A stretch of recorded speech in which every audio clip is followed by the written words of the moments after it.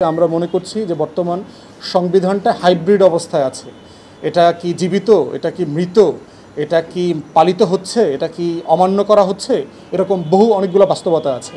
3 দিন যেহেতু দেশে কোনো সরকারই ছিল না 5 থেকে 8 তারিখ পর্যন্ত, এরপর হচ্ছে অন্তর্বর্তীকালীন সরকারের স্ট্যাটাস কি। তো আমরা মনে করছি যে অর্ডিন্যান্স জারি করে রেট্রোস্পেক্টিভ ইফেক্টের মধ্য দিয়ে এই প্রত্যেকটা কাজের বৈধতা দেওয়া দরকার এবং অন্তর্বর্তীকালীন সরকার যে সংস্কারগুলো করবেন সেগুলো যেন রাজনৈতিক দল ভবিষ্যতে পার্লামেন্ট গঠিত হবার পরে যেন তারা র্যাটিফাই করে দেন, তারা যেন এটা অ্যাকসেপ্ট করে নেন দেশের আইন এবং সংশোধিত বাস্তবতায়।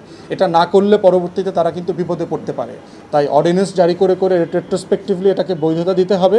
পাশাপাশি রাজনৈতিক দলের কাছ থেকেও এটার ব্যাপারে ইতিবাচক ওয়াদা লিখিতভাবে নিয়ে নিতে হবে পাবলিকলি, যেন পরবর্তীতে এই সংস্কারগুলো কোনোভাবে বাতিল না হয়ে যায়। খায়রুল হক টাইপের অথবা শামসুদ্দিন মানিকের মতো এরকম ফাউল বিচারপতিরা এসে যেন একটা কলমের খোঁচায় সকল সংস্কারকে হারায় না।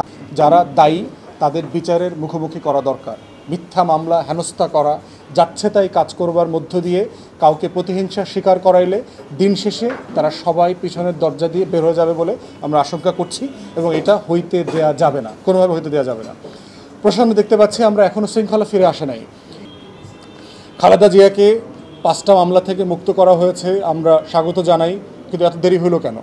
এগুলো তো স্বরাষ্ট্র মন্ত্রণালয় টোটাল একটা কমিশন করে ফেলা দরকার। আমরা প্রস্তাব করেছি যে দেশের বাইরে ইংল্যান্ডে আমরা দেখেছি যে ক্রিমিনাল কেসেস রিভিউ কমিশন আছে, যেখানে মিসক্যারেজ অফ জাস্টিস হয়, যেখানে বেইনসাফি হয়, এই ধরনের মামলাকে পুনর্মূল্যায়ন করবার কমিশন আছে। এই যে আমরা 1,32,000 মামলার কথা বলছি, সেই মামলাগুলোকে একটা কমিশনে পাঠায় রিভিউ করানো দরকার।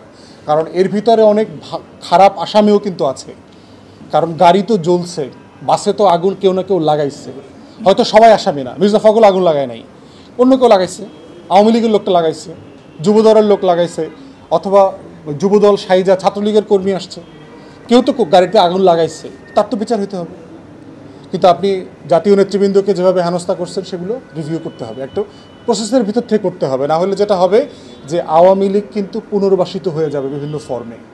যারা স্যাবোটাজ করছে আওয়ামী লীগের, ছাত্রলীগের, যুবলীগের, স্বেচ্ছাসেবক লোকের, এই মানুষগুলো এই ফাঁক থেকে বের হয়ে যাবে।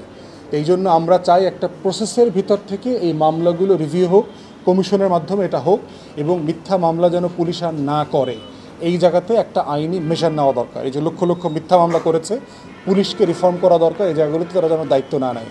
তাই আমরা খালেদা জিয়ার মামলা প্রত্যাহারকে স্বাগত জানাচ্ছি এবং এটা কন্টিনিউ করে যত মিথ্যা মামলা আছে সেগুলোকে কমিশনের মাধ্যমে রিজলভ করা হোক। সংবিধানের সংকটের ব্যাপারে যেটা আছে সেটা আজকে আমাদের ব্যারিস্টার সানি এই বিষয়ে কথা বলেছে।